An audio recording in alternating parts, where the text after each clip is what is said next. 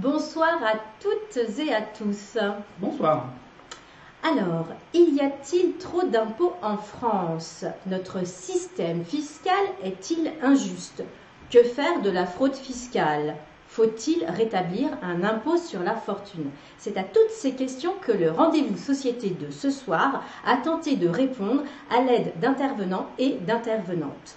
Or, le grand débat doit se clore dans quelques jours et l'un des 4 thèmes porte sur le pouvoir d'achat et la fiscalité. Vous êtes plus de la moitié de la population française à juger qu'il doit être le thème prioritaire. Alors, qu'en est-il? L'impôt, un outil pour la fraternité, Benoît? Alors, ce n'est pas seulement une question d'actualité, c'est une question qu'on s'est posée du point de vue historique. En effet, vous vous rappelez peut-être le premier rendez-vous qu'on avait fait porté sur la devise républicaine. La notion de fraternité est arrivée dans cette devise en 1848 et en 1848, on se pose la question, faut-il réformer les impôts et faut-il un impôt sur le revenu par exemple? C'est ce que notre premier intervenant, Nicolas Delalande, historien, nous expliquera. Mais en même temps, cette question de lien entre les impôts et la fraternité nécessite d'autres questions. Est-ce qu'il faut réviser complètement le système fiscal et donc faire une révolution fiscale? Notre deuxième intervenante, Agathe Cagé, qui est une politiste, se posera avec nous la question. Enfin, une fois qu'on a essayé de répondre à ça, il y a un autre aspect important. Qu'est-ce qu'on fait des impôts? Moins d'impôts, plus d'impôts, mais peut-être aussi moins de services publics, plus de services publics, moins de fonctionnaires ou plus de fonctionnaires. C'est une question que l'historien Émilien Ruiz abordera. Ensuite, dernier intervenant. Laurent Escure, secrétaire national de l'UNSA. Et oui, parce que qu'en pense l'UNSA quand même, donc c'est ce que Laurent Escure nous expliquera. Mais avant tout, donc le récapitulatif en images de nos derniers articles en ligne. Et puis je remercie toutes les personnes qui sont présentes. J'en vois beaucoup. Je vois Claire, je vois Fabienne, je vois Frédéric. Donc un petit clin d'œil à vous. Merci de nous regarder et soyez encore plus nombreux. N'hésitez pas à partager. Vous pouvez dès à présent partager cette vidéo sur votre page Facebook afin de démultiplier tous nos visiteurs. Donc maintenant, le récapitulatif en images des derniers articles en ligne du secteur.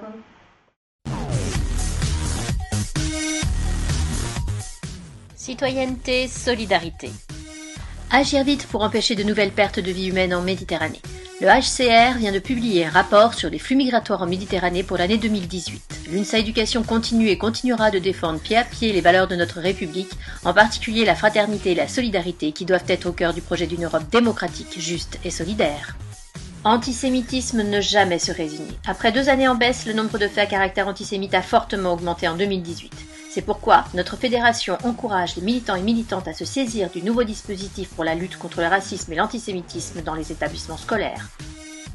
Le collectif contre les LGBT-phobies en milieu scolaire lance un questionnaire d'évaluation de la campagne du ministère. Ce questionnaire est à transmettre à un maximum de collègues afin d'avoir une vision large de l'impact de la nouvelle campagne de sensibilisation et de prévention des discriminations LGBT-phobes. Dire non à l'antisémitisme. L'UNSA Éducation a appelé ses adhérents et militants à se joindre au rassemblement prévu notamment le 19 février, place de la République. Liberté. L'UNSA a appelé les députés à ne pas adopter le projet de loi anti-casseurs, considérant que la justice avait déjà les moyens de punir les actes délictuels commis lors de manifestations. Prévenir l'antisémitisme par l'éducation, un rapport de l'UNESCO fait le point. Ce rapport, disponible gratuitement en ligne sur le site de l'UNESCO, fait le point sur la question de la présence de l'antisémitisme dans nos sociétés. Égalité. 4 ans après la campagne « L'homophobie n'a pas sa place à l'école », le ministre de l'Éducation nationale a lancé une nouvelle campagne contre les LGBT-phobies en milieu scolaire ce lundi 28 janvier. C'est donc positivement que l'UNSA Éducation accueille cette nouvelle campagne et invite tous les professionnels de l'éducation à s'en saisir. Laïcité. Une étude d'opinion vient d'être réalisée par l'Institut Via Voice pour l'Observatoire de la laïcité sur le rapport que les Français et Françaises entretiennent avec la laïcité. L'UNSA Éducation est profondément attachée à la laïcité. Cela passe par une éducation à tous les âges de la vie, à l'abri des instrumentalisations polémiques. Égalité femmes-hommes. Égalité professionnelle, lancement du comité de suivi. L'UNSA a rappelé l'objectif principal qui a guidé son action revendicative tout au long du processus de négociation de l'accord. Des effets concrets pour tous les agents publics dans les 3 versants de la fonction publique. Elle attend en conséquence un suivi scrupuleux et proactif. Le 6 février était la journée internationale de tolérance zéro à l'égard des mutilations génitales féminines. Pour l'UNSA Éducation, l'égalité entre les femmes et les hommes est une priorité. Relayer toutes les journées et initiatives qui permettront de faire avancer cette cause est donc primordial pour notre fédération. 11 février, journée internationale des femmes et des filles de sciences. Pour l'UNSA Éducation, l'égalité des genres est une priorité absolue. La promotion des femmes et des filles dans la science est au cœur de cette journée. Parce que les grandes découvertes scientifiques se réalisent souvent à plusieurs, la science a besoin plus que jamais des femmes. Non à l'extrême droite. Extrême droite, ultra-droite, fachosphère. L'Assemblée nationale fait le point dans une commission d'enquête. Mais qui sont ces groupes? Quels liens ont-ils avec le Rassemblement national? Quels sont leurs modes d'action et leurs idées? L'UNSA Éducation vous fait un retour sur ce que ces auditions nous apprennent sur l'ultra-droite. Développement durable. L'Internationale de l'éducation salue l'engagement et le dynamisme des étudiants et étudiantes à travers le monde en faveur de la justice climatique. Nous sommes à leur côté pour revendiquer des mesures urgentes en faveur du climat et d'une transition économique juste. Pour l'UNSA, la lutte contre le réchauffement climatique et pour une transition écologique socialement juste est un impératif. C'est pourquoi l'UNSA soutient l'action pacifique des jeunes le 15 mars ainsi que les marches qui, en France comme au plan international, auront lieu le 16 mars. Et nous revoilà. Et donc Karine, première intervenante.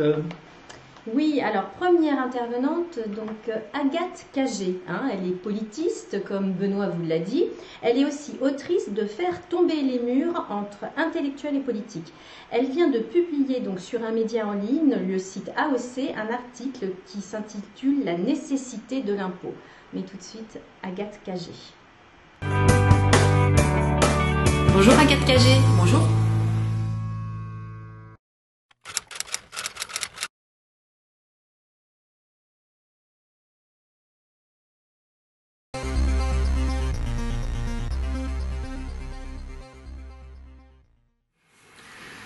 La France souffre aujourd'hui d'un certain nombre d'injustices en matière fiscale. Elle souffre de ces injustices et c'est ce qui explique le mouvement aujourd'hui de contestation d'un certain nombre d'impositions. Ce qu'a montré le mouvement des Gilets jaunes, ce n'est pas tant une contestation du principe de l'impôt lui-même qui est respecté, c'est le fait qu'on puisse en même temps supprimer un certain nombre d'impôts qui touchaient les personnes ayant les plus hauts revenus et les plus importants capitaux dans notre société et en même temps demander des augmentations de taxes pour ceux qui ont les revenus les plus faibles. C'est le principe finalement de l'égalité devant l'impôt, une égalité qui en France est basée sur un principe de progressivité. C'est finalement ce fondement de l'égalité devant l'impôt qui semble pour un certain nombre de citoyens remis en cause et qui explique les contestations. Le système fiscal français aujourd'hui pour les plus hauts revenus est un système qui est régressif, c'est-à-dire que la proportion du revenu qui est donné à l'impôt pour les 5% les plus riches de la société est plus faible que pour les personnes qui gagnent moins que ces 5% et encore plus faible pour les personnes qui sont les 1% les plus riches. Pourquoi? Parce qu'il y a les niches fiscales, parce qu'il y a des personnes qui préfèrent dépenser des dizaines de milliers d'euros pour payer des conseillers fiscaux et maximiser leur imposition plutôt que de contribuer à l'impôt. Et c'est tout ça qui est remis en cause et c'est sur tout ça qu'il faut travailler. Il faut travailler sur une plus grande progressivité de l'impôt en supprimant les niches fiscales au maximum, en s'interrogeant aussi sur le niveau actuel de progressivité de notre impôt sur le revenu, en s'interrogeant sur la taxation des plus hauts revenus et sur la taxation des personnes qui ont une accumulation importante et très importante de capital. Aujourd'hui, si on regarde dans les faits ce qui se passe, vous avez chez les personnes, les chômeurs en fin de droit, vous avez 30% du revenu qui va être directement impacté par les impôts indirects, qui sont des impôts non progressifs, la TVA par exemple. Ce n'est que 10% du revenu chez les cadres. Donc en fait, la progressivité de l'impôt, elle ne pèse que sur un impôt sur le revenu qui ne correspond qu'à une petite part de l'imposition de tout à chacun. Il faut essayer de travailler sur une plus grande progressivité de cet impôt. Et là, vous retrouverez finalement un consentement à l'impôt qui est partagé chez les citoyens, parce que les citoyens reconnaissent la nécessité de l'impôt, mais ils veulent un impôt partagé justement. Je pense pas qu'aujourd'hui le mouvement des Gilets jaunes dise on veut moins de dépenses publiques, donc on veut moins d'impôts. Le mouvement des Gilets jaunes dit on veut des dépenses publiques de qualité, on veut voir à quoi sert la dépense publique, en quoi elle répond à des besoins en matière de politique de santé, de politique d'éducation, de prise en charge de nos aînés, mais on veut que cet impôt soit également réparti, c'est-à-dire que les plus riches contribuent à raison de leurs revenus plus importants que ceux des personnes qui sont dans des situations socialement et économiquement plus difficiles.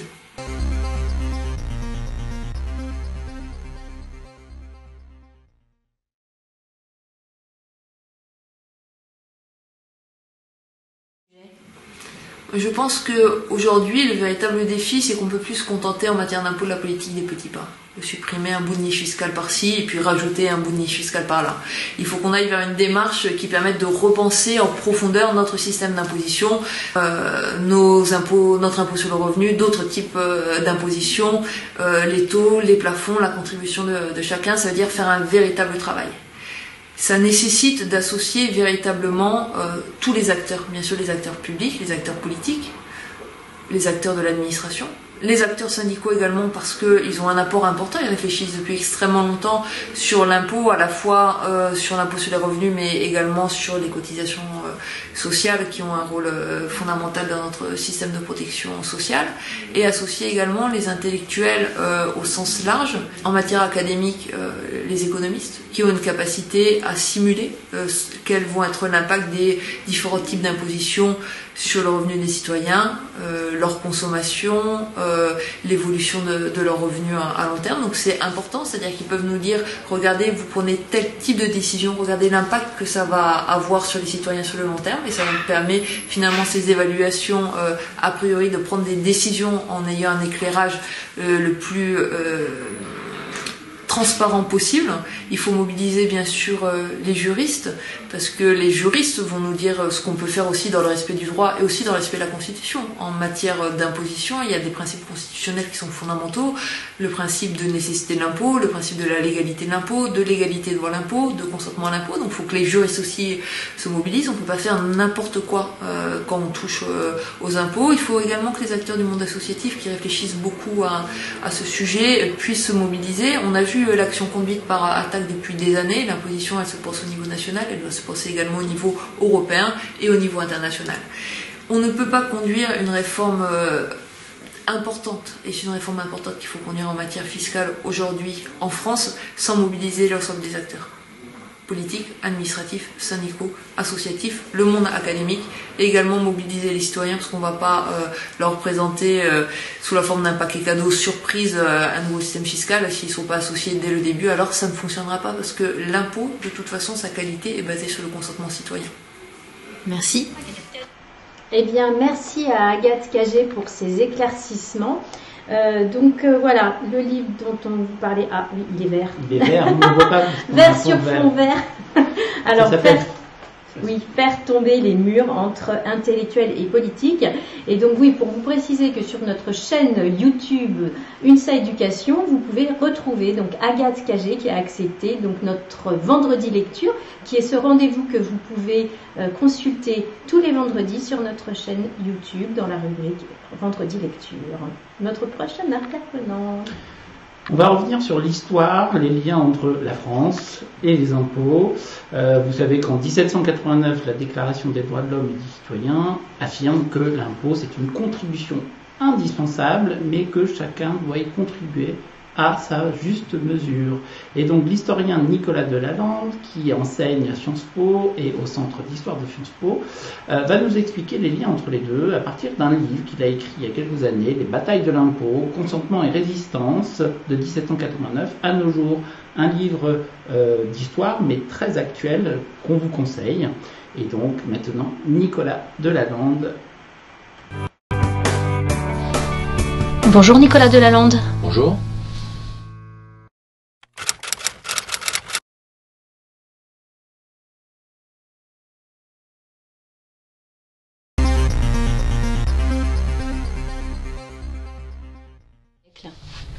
C'est effectivement à la fin du XIXe siècle qu'un lien s'opère, parce qu'on peut très bien imaginer un impôt qui ne poursuive pas des objectifs de solidarité ou de concrétisation d'idéal de fraternité qui avait été porté par exemple sous la Révolution française.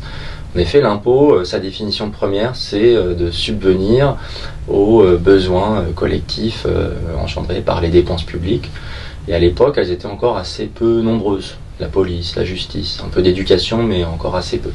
Ce qui se passe à la fin du XIXe siècle et au tournant du XXe siècle, et ensuite tout au long du XXe siècle, c'est effectivement l'élargissement des missions et fonctions de l'État, de la puissance publique, et donc nécessairement aussi un élargissement du sens, des finalités de l'impôt et des manières dont on va le collecter, la manière dont il va peser sur les individus et sur la société. Donc ce qui s'opère effectivement à cette époque-là, c'est l'adjonction aux diverses missions de l'impôt d'un objectif de solidarité. Solidarité à la fois dans la manière dont il est prélevé. Il faut que le prélèvement soit juste, et donc on va introduire le principe de la progressivité notamment dans le système d'imposition en France, dans d'autres pays. Un des symboles de cela, c'est l'impôt progressif sur le revenu.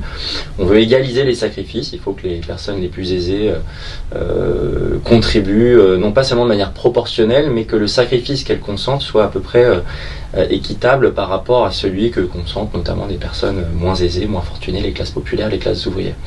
Et puis, il y a un objectif de solidarité dans la finalité, l'usage qui va être fait des fonds publics et donc de la dépense, notamment la dépense sociale, la dépense qui est liée notamment au moment de la Première et de la Deuxième Guerre mondiale, à l'entretien d'un effort de mobilisation patriotique et aussi d'une prise en charge sociale de toutes les conséquences dramatiques des guerres notamment. Et ça a été, je dirais, structurant sur le plan historique, dans la manière dont se sont transformés les systèmes d'imposition, de redistribution en France et dans d'autres pays.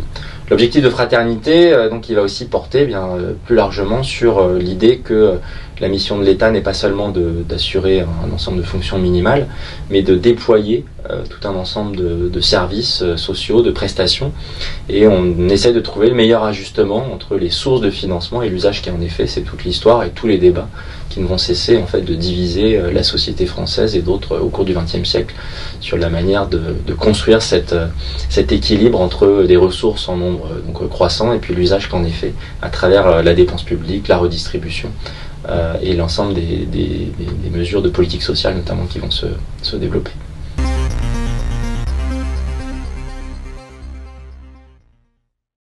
Le débat sur l'impôt a toujours été quelque chose qui cristallisait les passions, les intérêts, les valeurs politiques. La manière dont les choses ont évolué, notamment depuis une trentaine, une quarantaine d'années en France, c'est de manière très souterraine et invisible. Il y a beaucoup d'évolutions dont finalement la société a pris tardivement conscience. Évidemment, cette question est maintenant complètement sur le devant de la scène. Elle a été un des enjeux cruciaux du mouvement des Gilets jaunes et elle est bien sûr au cœur du grand débat national qui a lieu maintenant. Elle révèle le fait que tout un ensemble de transformations n'était pas forcément perçu, notamment le fait que le débat politique très souvent se focalise sur l'impôt sur le revenu, alors que celui-ci apporte des ressources limitées si on prend l'ensemble des autres prélèvements. La principale source de prélèvement en France, ça a été la TVA et puis la CSG qui est proportionnelle depuis les années 1990. Donc la manière dont on a remis sur le devant de la scène cette question de la répartition entre des impôts sur la consommation proportionnelle qui ont des effets régressifs, c'est-à-dire qu'ils pèsent davantage sur les plus pauvres que sur les plus aisés. Et puis l'intégration aussi du débat sur l'imposition du patrimoine, la fiscalité du patrimoine et de ses revenus, montre qu'il faut vraiment déployer l'ensemble des sujets pour avoir une vision plus juste aussi déjà, je pense que c'est le point de départ, un constat plus juste sur la manière dont s'opèrent les transferts qui contribuent, qui payent et qui touchent effectivement à ce système de redistribution. Je pense que dès lors qu'on arrive à mettre à plat en fait l'ensemble de cette boîte noire, qu'on l'élucide, il faut effectivement s'interroger sur le sens ensuite à donner à l'action.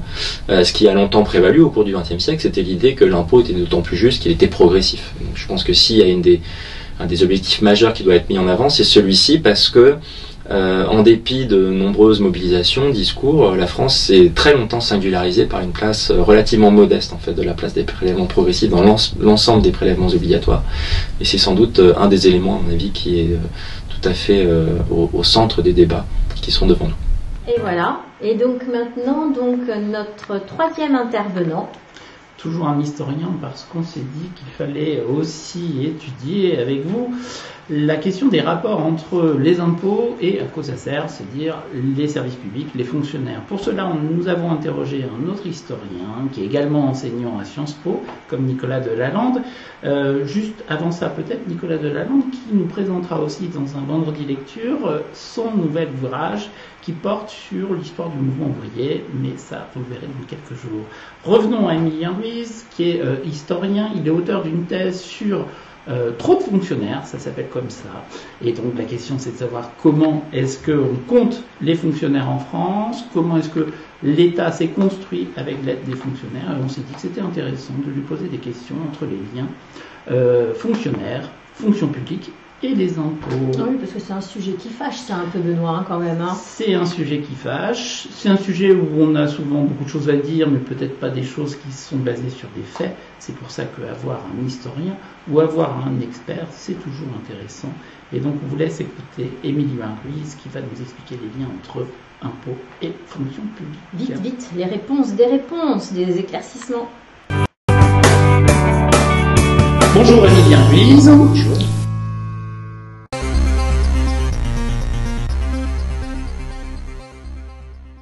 C'est une question un peu difficile parce que, en fonction des historiens à qui vous poseriez la question, la réponse peut fondamentalement être différente. Moi, en fait, j'ai travaillé principalement sur les discours antifonctionnaires, parce que ma spécialité, ça a été d'étudier l'évolution du nombre des fonctionnaires et le pourquoi trop de fonctionnaires, pourquoi ce discours. Et finalement, dans un discours comme celui-là, moi, ce que j'aurais tendance à dire, c'est que dire les fonctionnaires, comme on dit l'État au singulier, on devrait s'en empêcher. Parce que les fonctionnaires, en fait, ça n'existe pas vraiment comme un tout. Et en l'occurrence, moi, ce que j'ai essentiellement rencontré, finalement, dans le discours sur cette abstraction, les fonctionnaires, qui sont trop nombreux, c'est que la question de la République, c'est une question symbolique. C'est-à-dire que les fonctionnaires sont le symptôme de quelque chose.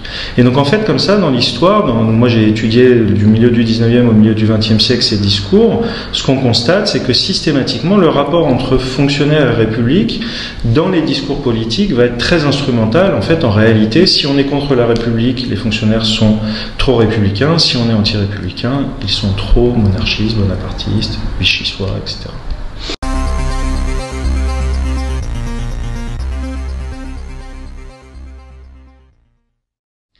Alors, le lien fonctionnaire-impôt, il n'est pas aussi systématique qu'on pourrait l'imaginer. Moi, en travaillant sur les discours antifonctionnaires, le discours antifiscal est souvent lié, mais c'est pas systématiquement l'impôt qui est mobilisé. Comme je vous le disais, on va critiquer l'intervention de l'État dans un domaine. Il n'empêche que l'arrière-pensée est jamais très loin et que, en réalité, souvent, l'argument sur lequel on va fonder une demande de réduction d'effectifs ou d'économie budgétaire, c'est la question fiscale. Moins parce que la population serait intrinsèquement anti-impôt, mais parce qu'on prête à la population un refus de l'impôt.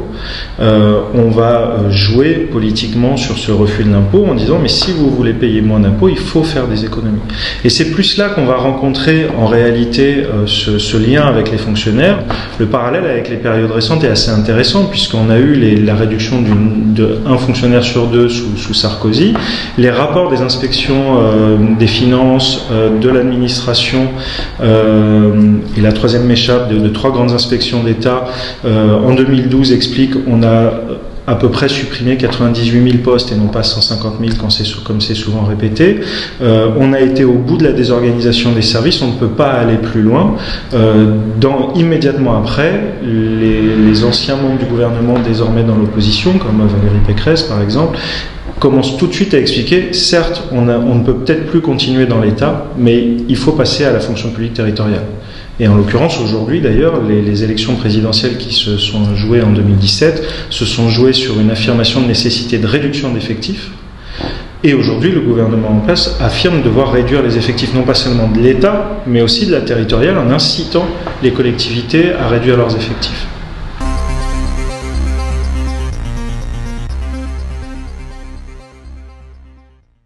Si je réponds vraiment en historien, je dirais que la question ne se pose pas dans ces termes-là et que je ne peux pas répondre. Tout simplement parce que ce qu'il me semble important de souligner, c'est que cette question de savoir s'il faut plus ou moins d'impôts ou plus ou moins de fonctionnaires, elle dépend du type d'État qu'une population souhaite mettre en œuvre. De quel État on veut exactement et quel type de service public on veut. Donc en fait c'est une question politique et démocratique. Alors bien sûr comme historien ou expert on peut avoir un rôle à jouer en expliquant ce que sont les fonctionnaires, ce qu'est l'impôt, etc. Mais en réalité la question à mon avis elle devrait se poser en étant très éclairée parce qu'en fait finalement moins de fonctionnaires quand on demande à quelqu'un qui affirme qu'il en faut moins, la question qui devrait venir tout de suite c'est qu'est-ce qu'un fonctionnaire et dans quel domaine on veut réduire les effectifs. Plus ou moins d'impôts, quel type d'impôt, est-ce qu'on veut un impôt progressif, est-ce qu'on ne veut pas un impôt progressif, toutes ces questions-là, en réalité, devraient accompagner votre question. Et donc, de mon point de vue, en fait, la vraie question, c'est qu'est-ce qu'on veut comme État ? Est-ce qu'on veut un État qui prenne en charge les services publics? Est-ce que les économies doivent être prioritaires? Et si les économies doivent être prioritaires, quel service public on est prêt à abandonner? Quel impôt on est prêt à supprimer en échange d'une réduction de services publics? Ou si au contraire on estime qu'il est du rôle de l'État en République d'assurer un certain nombre de besoins sociaux de la population, qu'est-ce qu'on est prêt à payer collectivement? Et ça, à mon avis, les historiens, les chercheurs sont très utiles pour éclairer la population sur ces questions, mais on ne peut pas faire l'économie d'un débat démocratique, et c'est ce débat démocratique qui aujourd'hui me semble manquer, puisque lorsque l'on dit réduisons les effectifs, on ne va jamais plus loin que cette affirmation en disant on va réduire à tel endroit, on va réduire dans tel secteur. Merci beaucoup, Émilien Ruiz. Merci à vous. Et donc, juste pour compléter, si vous voulez, quelques indications et lire les textes d'Émilien Ruiz, il a un site en ligne qui s'appelle e-ruiz.com, où vous trouvez tout ce qu'il a pu écrire à ce sujet, sur l'histoire des fonctionnaires, l'histoire de l'État, et en particulier sa thèse, dont nous invitons à fréquenter ce site et à lire ses travaux. Maintenant, quatrième intervenant. Oui, alors, après tous ces éclairages, qu'en pense l'UNSA, hein? Donc nous avons interrogé Laurent Escure, secrétaire national de l'UNSA, sur la question des impôts. Hein, en effet, dans le cadre du grand débat, l'UNSA a apporté sa contribution et on peut retrouver ainsi des mises au point sur cette question. On n'arrive pas à le voir, toujours le même problème. Si je me mets là, peut-être, je ne sais pas. Vous trouvez ça sur le site de l'UNSA. C'est les contributions liées au grand débat, et donc comme le quatrième thème, c'est pouvoir d'achat et fiscalité, vous avez une contribution de plusieurs pages provenant de l'UNSA pour savoir ce que l'UNSA propose, demande à ce sujet. Mais tout de suite, Laurent Escure. Allez-y.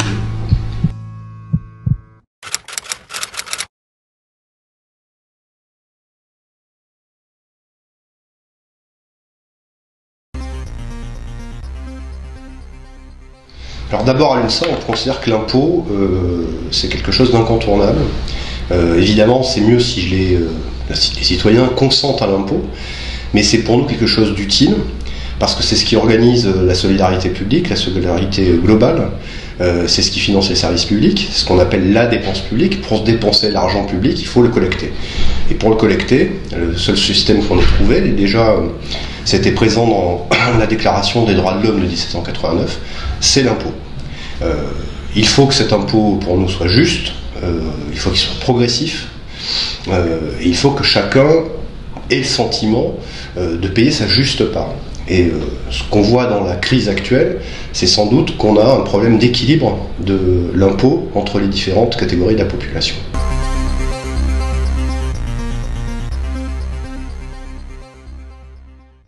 Alors d'abord, sans doute, il faudrait équilibrer dans le système fiscal français ce qui est de l'impôt sur le revenu, de ce qui est des taxes qui frappent aveuglement, que l'on soit riche ou pauvre, tout le monde. Et c'est ce qui est le plus injuste. On a à peu près 2/3 de taxes pour 1/3 d'impôt, d'impôt sur le revenu. L'impôt sur le revenu est progressif. Beaucoup de Français ne le payent pas. Mais on a un impôt, en l'occurrence une taxe qui est très injuste, la TVA, qui, que l'on soit riche ou pauvre, fait que les Français qui achètent une baguette payent exactement le même impôt sur cette baguette ou sur le litre d'essence, puisque c'est en ce moment d'actualité, ou sur les biens de consommation courante. Une de nos préconisations à l'UNSA, c'est que pour ce qui est de l'impôt sur le revenu, il soit encore plus progressif, c'est-à-dire qu'il y ait sans doute une tranche d'imposition plus élevée pour les plus hauts revenus, et qu'il y ait une bascule progressive de la TVA vers l'impôt direct, qui est l'impôt sur le revenu. Par ailleurs, on pense que la TVA, notamment sur les biens d'absolue nécessité, j'allais dire première nécessité, mais on pourrait dire d'absolue nécessité, peut-être voir une TVA encore plus réduite que celle qui est le taux le plus bas, qui est à 5,5 aujourd'hui, pour faire que tout le monde ait accès, sans payer de taxes, à ces biens de nécessité absolue. Eh bien, nous revoilà. Donc, nous espérons Ah là là là là, les problèmes de réglage là. Donc nous espérons que ces éclairages vous auront permis d'y voir plus clair. Vous aurez pu constater qu'en fait c'est un petit peu plus compliqué que la simple question de l'impôt. C'est tout un débat autour d'un service public qui se pose. Vous pouvez d'ailleurs donc consulter la rubrique fonction publique de notre site UNSA Éducation, ainsi que notre dernière EducMag. Je vais essayer de le montrer, même si ça passe un peu. Vous ne voyez pas très bien, mais justement, il porte sur la nouvelle fonction publique et aussi sur les enjeux de ce grand débat. C'est pour ça qu'on vous a fait cet éclairage aujourd'hui pour essayer de compléter un petit peu vos questions, vos réflexions et aussi nos revendications du point de vue de l'UNSA. Alors, vous pouvez bien entendu revoir toutes ces vidéos donc sur notre chaîne YouTube dans la rubrique des interviews du secteur société. Donc, on est en plein dans l'actualité. Vous avez peut-être vu aujourd'hui, l'UNSA a signé avec 19 autres associations, syndicats, mouvements d'éducation populaire, un texte qui revendique un pacte écologique et social. Vous avez 66 demandes et dans ces demandes, vous l'avez sans doute lu, mais si vous ne l'avez pas fait encore, allez voir, vous avez plusieurs demandes en lien avec la fiscalité et en particulier avec le lien que nous n'avons pas abordé cette fois-ci, ça sera peut-être une autre fois, fiscalité et enjeux écologiques, parce que c'est aussi d'actualité. Bon, dans l'actualité, on a aussi notre barreau, vous avez pu voir, notre métier, mon avis, mon métier, voilà. Donc allez-y, vous avez aussi sur notre site UNSA Éducation, répondez-y si ce n'est pas déjà fait, partagez, partagez, partagez.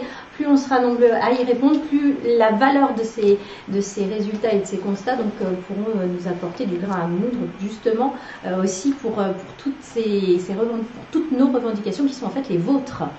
Et deux parties dans ce baromètre, les questions que vous avez l'habitude de traiter chaque année, depuis plusieurs années, et aussi des questions d'actualité, justement sur l'égalité femmes-hommes, l'écologie, les élections européennes, regardez, tout est indiqué là, donc on vous invite à y aller, à remplir ce baromètre, il vient d'être mis en service, vous avez plusieurs jours pour remplir le baromètre.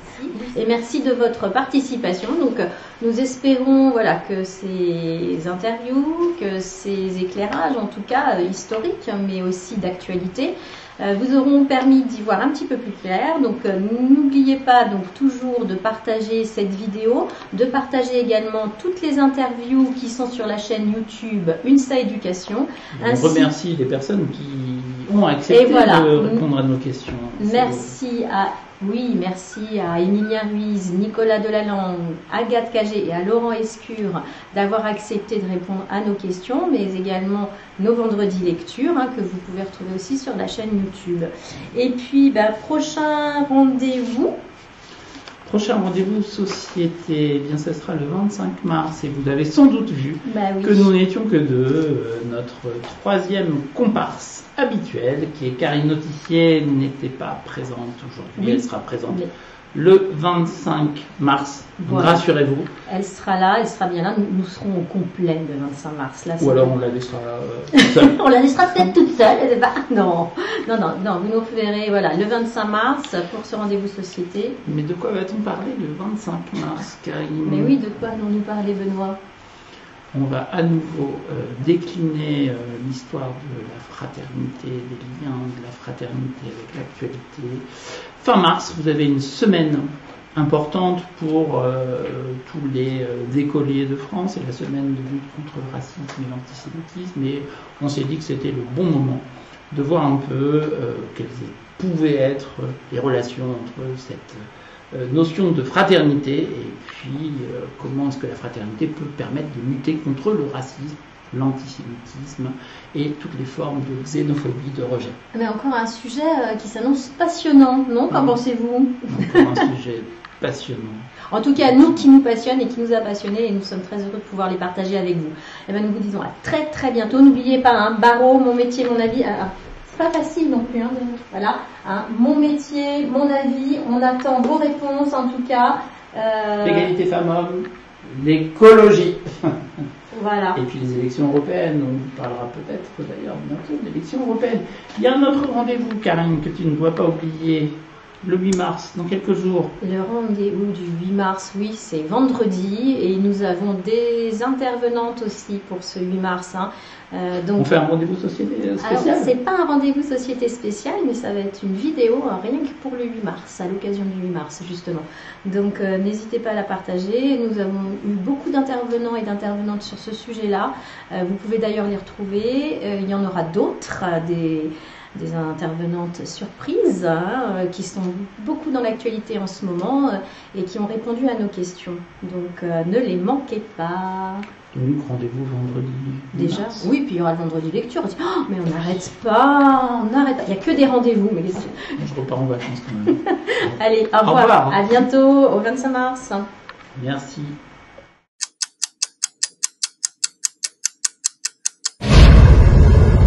Évidemment, le secteur société fait tout pour se faire remarquer.